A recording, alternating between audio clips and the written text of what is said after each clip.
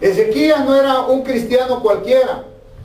Ezequías era un hombre de Dios, era un hombre sujeto a la voluntad de Dios, era un hombre que había caminado en la presencia de Dios, agradable delante de Dios.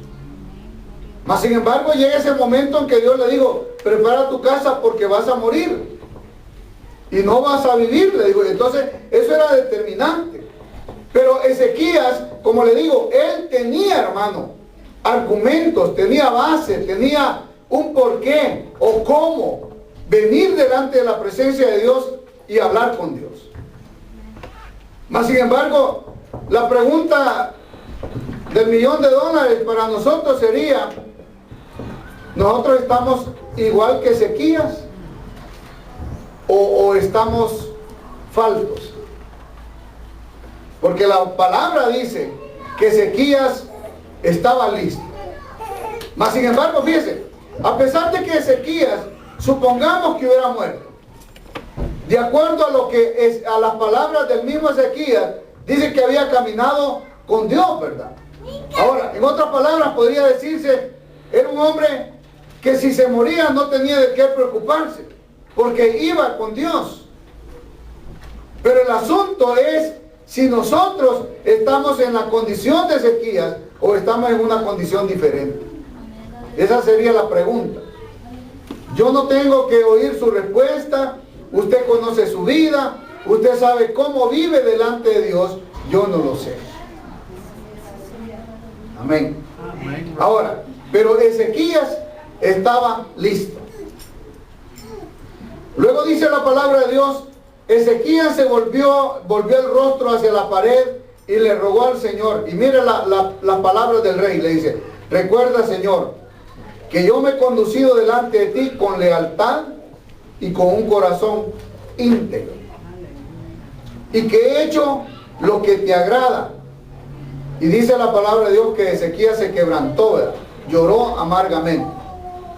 No quería irse el hombre, pero él tuvo una razón. ¿Cómo? ¿Por qué? ¿Bajo qué bases? ¿Qué argumentos? Presentarle al Padre y decirle, Señor, yo he andado rectamente, ¿por qué me vas a cortar? Porque de acuerdo a la palabra de Dios, no era el tiempo de Ezequías de que fuera cortado de la tierra de los vivientes. Pero él tuvo, como le digo, argumentos de cómo reclamarle a Dios y decirle, bueno, ¿y por qué, verdad? Y dice la palabra de Dios que Dios le dio más vida a Ezequías. 30 años más parece, ¿verdad? 30. Gloria a Dios. Ahora, en el libro de San Mateo, capítulo 24,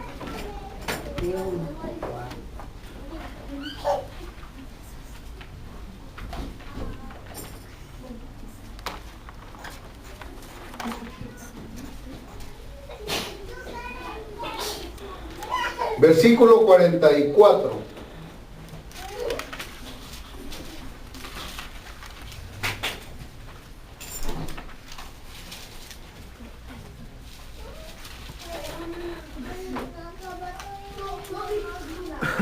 Le voy a leer desde el verso 36, hermano. Amén. 24, verso 36. Dice, pero cuando el día pero en cuanto al día y la hora, nadie lo sabe. Ni siquiera los ángeles en el cielo, ni el Hijo, sino el Padre.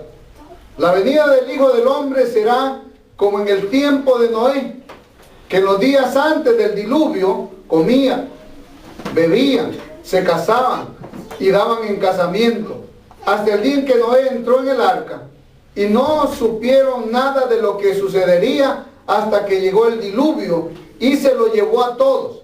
Así será la venida del Hijo del Hombre. Estarán dos hombres en el campo, uno será llevado y el otro será dejado. Dos mujeres estarán en el molino, una será llevada y la otra será dejada.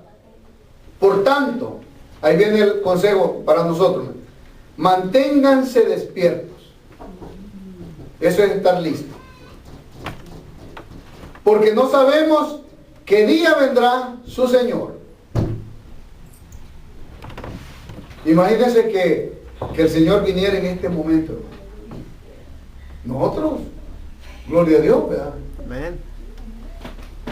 Ahora, eso no quiere decir que los que no están aquí nos irían. Posiblemente se van, ¿verdad? Sí. Digo posiblemente. Posiblemente.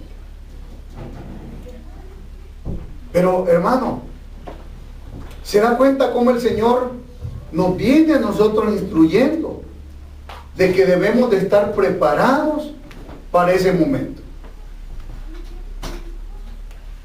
En la palabra de Dios encontramos tantos ejemplos de preparación que podríamos pasar tal vez una semana hablando de eso.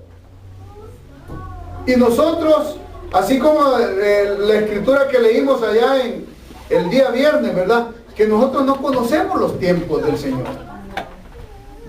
Dice que la cigüeña conoce el tiempo, conoce su tiempo. La tórtola, la grulla, dice, todas las avecitas conocen su tiempo.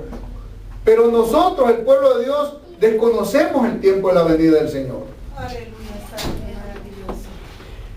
En algo, hermano, Dios nos ha querido dejar a nosotros esa incógnita de que no sabemos cuándo va a ser la venida del Señor.